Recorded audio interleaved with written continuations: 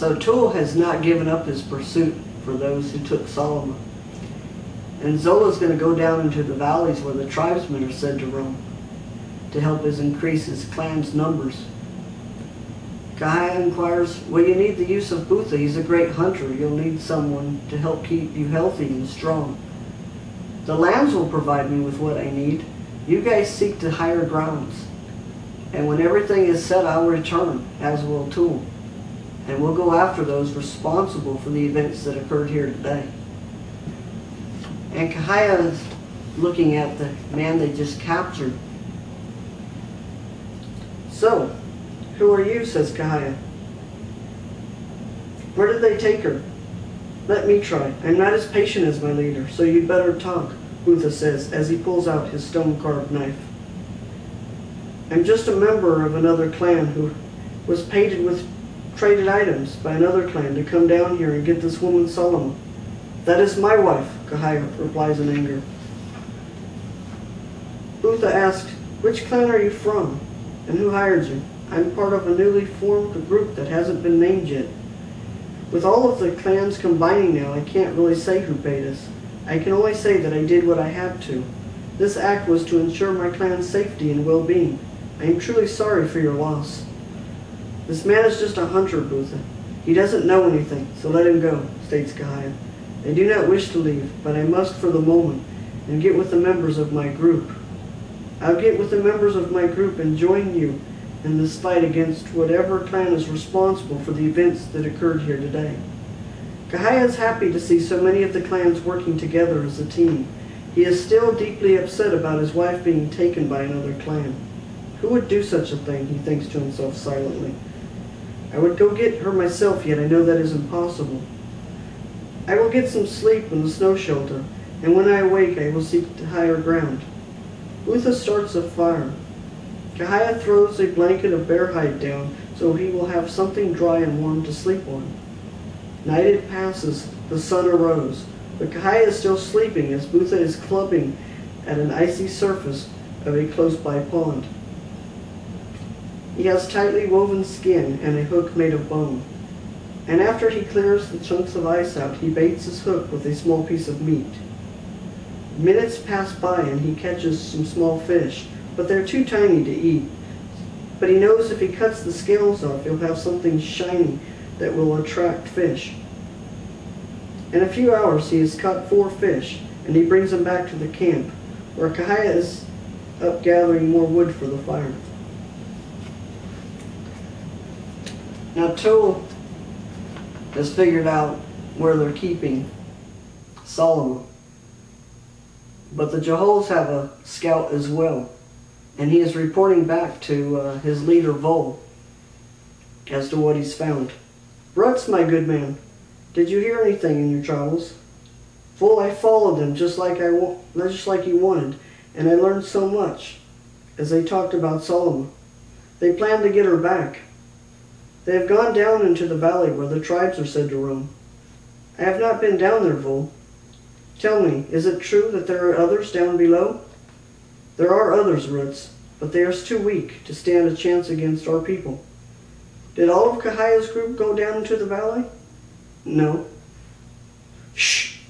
I think I heard something. Vol motions some of his men to go check it out. But when they get up to the top of the hill where the disturbance is heard, all they see is footprints. Vol, there is only footprints. I've sent out some of our attackers to try and catch whoever's out there, a hunter states to his leader. Vol, come quick. Solomon is missing, reports one of the guards. Go find her and bring her back to me before nightfall, or don't return. For if you do, I'll have you executed. Are you still here? Leave already, or I shall take you out myself. The man grabs his weapon, but he puts it back again as Vol tells him not to injure her. Tool has got a great jump on his getaway from the old one's camp, but Solomon is having a difficult time moving in the deeply unpacked snow. She is wanting to make it to the tree line to hide from the attackers which guard the camp. She does not get far before being apprehended by the leader Khaled. He grabs her firmly and moves his hand across her chest. They are out in the open now. Colette strikes at her and drags her back to camp. In the distance her cries are heard, yet Tool can do nothing as he scrambles to get away. He is being chased and threatened by those who mean him harm. They can't see him, yet he can hear their footprints trampling upon the ground. Does anyone see the intruder yet? No, not yet. But be aware, my fearful friend. We are not far behind you now, and before the sun has set, you will no longer be a threat, replies the hunter. The mind it wonders as Tool scrambling around trying to figure out what he should do next.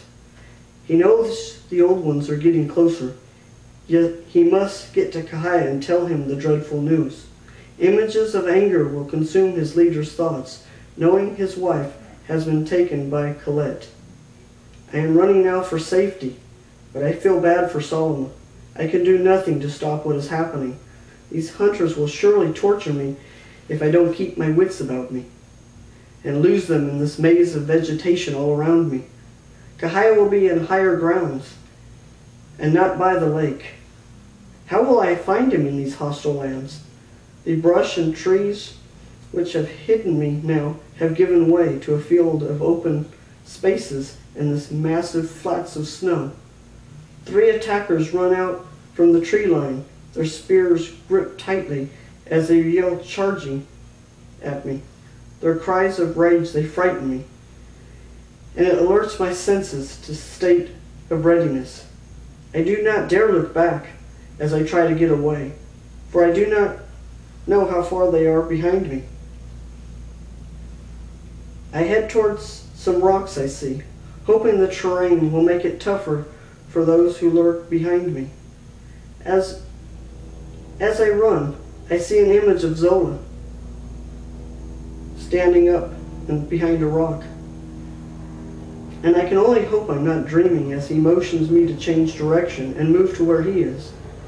2 more attackers are coming now as I check behind myself. There's 6 of them now, I think, and charging up at me very quickly as I continue to run frantically towards Zola. Everything around me seems so unreal. It's almost as if I'm not really here as I run and jump onto the rocks where Zola is. One of the attackers nearly grabs a hold of me. The snow begins to move. Figures come out of it, running spears through the attacker's chest. One of the sticks breaks off into the hunter's body, and the man goes down screaming with a haunting roar. His cries are so horrendous as he lies curled up in a small ball. There are so many new faces I see, and we will leave the wounded attacker where he fell. Kahaya, thank heavens it's you. I never thought there would be a day when I would be so delighted to see you. Here's a weapon, my friend, a fine sculpted spear made by the tribesmen down in the valley. There are so many here. How did you ever get all of them to come up all this way? The medicine man Zola almost acts surprised. Oh, come on, Tool. You must have a little more faith in me than that. When I went down into the valley, the air was a little warmer and a boy was sick. I mixed some plants and laid my sacred stones upon his chest. And when the boy awoke the next morning, the child was okay. These people do not speak our language exactly. Many of their words are similar, so they are able to communicate. They understood our use of signs, clicks, and the sounds of our words. Like I said, Kahaya, not all of our signs are familiar to them, but they do understand your anger of the loss of your friend. What happened to Solomon, Tool? I'm afraid I have some bad news. Is she okay? What have they done with my wife? She is still alive and appears well. I must tell you, though, she is with the old ones and inside Vol's cave. She was running out in the open when I saw her. Later on, I tried to get away, and I could hear her cries as Colette was having her way with her. Did you see all of this happen, Tool? Not all of it, but I saw enough to tell you that if we don't hurry, Vol will take her as his wife. I'm her husband. I have a bigger force of attackers now, and I assure you I will not allow this union to take place. Tool, you take 7 of our 80-man group. You go back to the lake where the old and sick of our group. I'll try to calm down so that I can think rationally for the fight that is to come. I'm going to stop there, and when I come back, I'm going to get into the battle scene of the book and show you why the lake can do what it does. Thanks for watching.